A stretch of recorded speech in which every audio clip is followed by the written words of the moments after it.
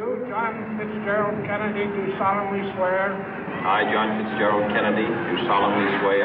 That you will faithfully execute the office of President of the United States. That I will faithfully execute the office of President of the United States. And will, to the best of your ability. And will, to the best of my ability. Preserve, protect, and defend the Constitution of the United States. Preserve, protect, and defend the Constitution of the United States. So help you God. So help me God.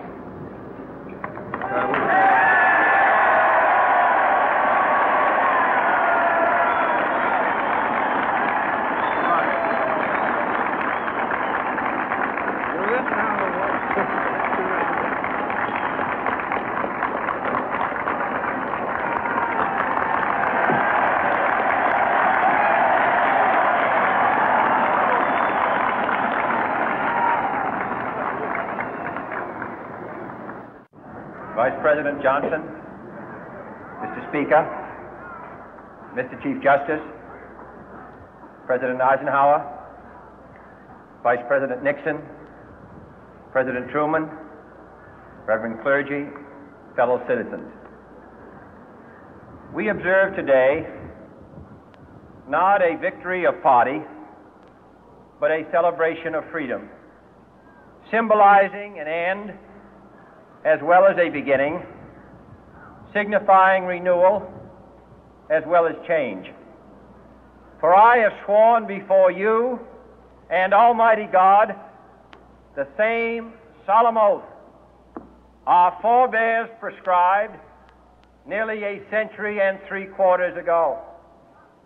The world is very different now, for man holds in his mortal hands the power to abolish all forms of human poverty and all forms of human life.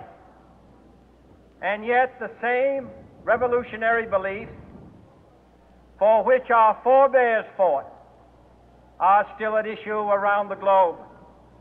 The belief that the rights of man come not from the generosity of the state, but from the hand of God. We dare not forget today that we are the heirs of that first revolution.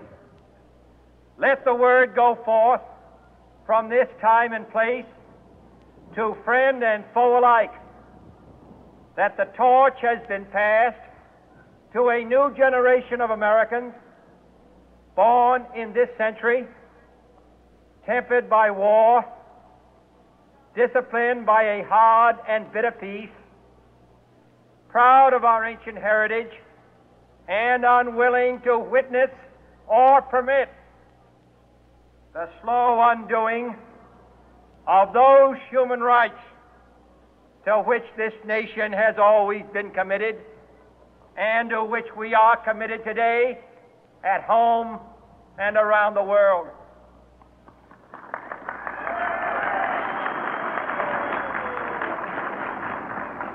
Let every nation know, whether it wishes us well or ill, that we shall pay any price, bear any burden, meet any hardship, support any friend, oppose any foe to assure the survival and the success of liberty.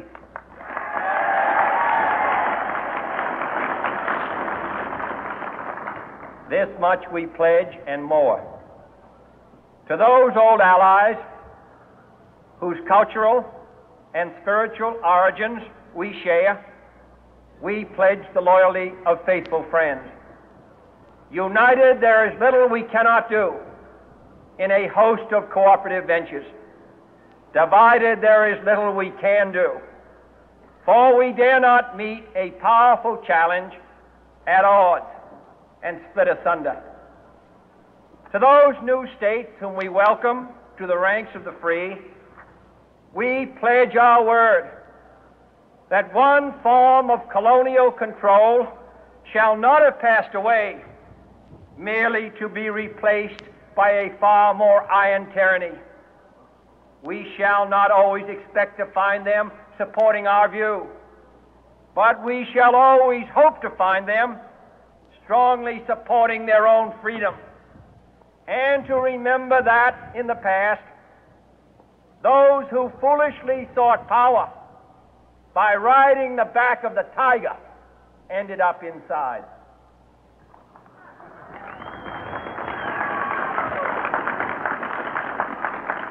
To those people in the huts and villages of half the globe struggling to break the bonds of mass misery, we pledge our best efforts to help them help themselves for whatever period is required, not because the communists may be doing it, not because we seek their votes, but because it is right. If a free society cannot help the many who are poor, it cannot save the few who are rich.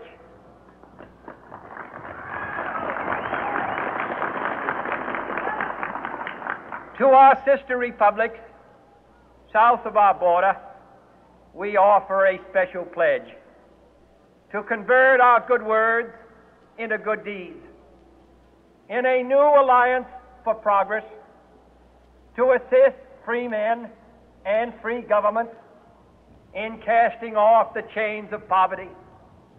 But this peaceful revolution of hope cannot become the prey of hostile powers. Let all our neighbors know that we shall join with them to oppose aggression or subversion anywhere in the Americas.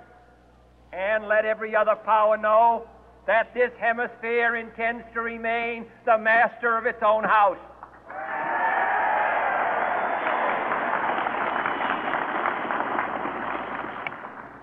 To that World Assembly of Sovereign States, the United Nations, our last best hope, in an age where the instruments of war have far outpaced the instruments of peace, we renew our pledge of support to prevent it from becoming merely a forum for invective, to strengthen its shield of the new and the weak, and to enlarge the area in which its writ may run.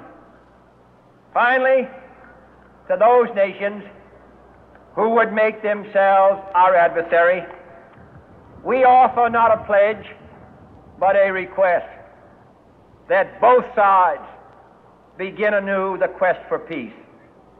Before the dark powers of destruction, unleashed by science, engulf all humanity in planned or accidental self-destruction, we dare not tempt them with weakness, for only when our arms are sufficient beyond doubt can we be certain beyond doubt that they will never be employed.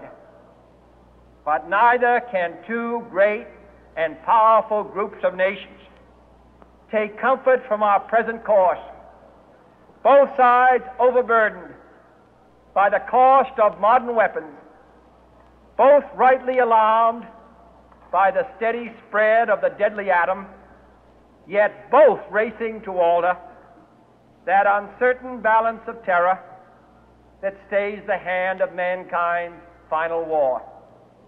So let us begin anew, remembering on both sides that civility is not a sign of weakness, and sincerity is always subject to proof. Let us never negotiate out of fear, but let us never fear to negotiate.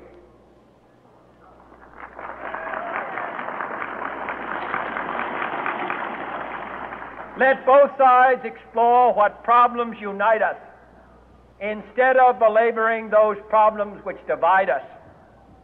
Let both sides, for the first time, formulate serious and precise proposals for the inspection and control of arms, and bring the absolute power to destroy other nations under the absolute control of all nations.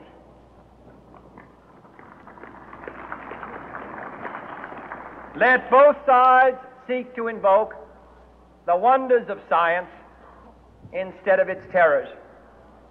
Together, let us explore the stars, conquer the deserts, eradicate disease, tap the ocean depths, and encourage the arts and commerce. Let both sides unite to heed in all corners of the earth the command of Isaiah to undo the heavy burden and let the oppressed go free.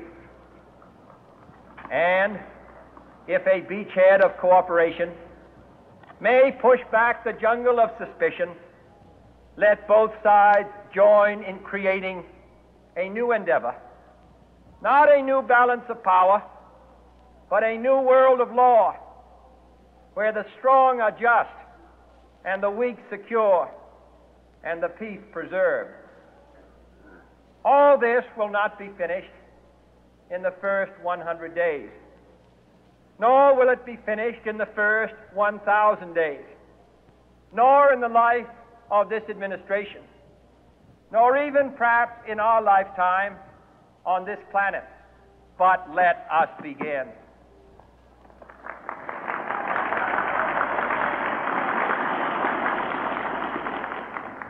In your hands, my fellow citizens, more than mine, will rest the final success or failure of our course.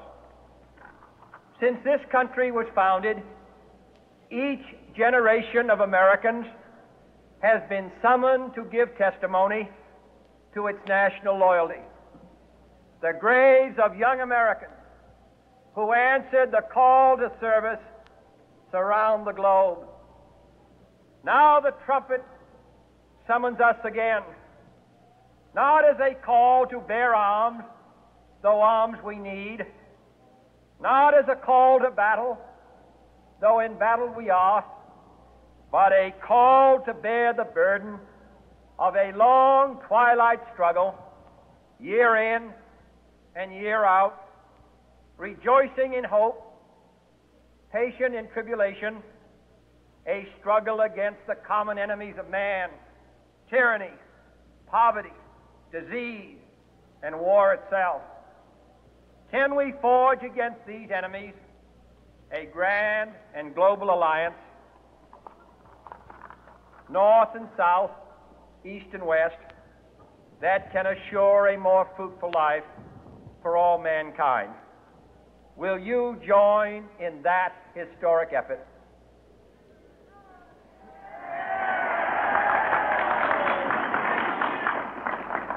In the long history of the world, only a few generations have been granted the role of defending freedom in its hour of maximum danger.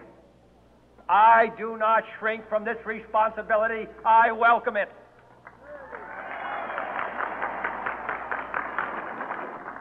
I do not believe that any of us would exchange places with any other people or any other generation.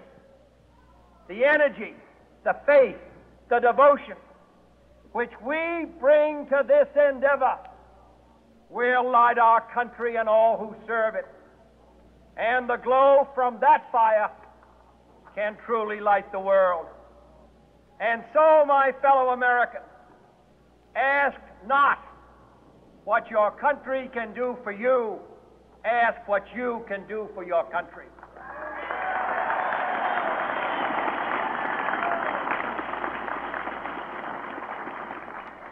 My fellow citizens of the world,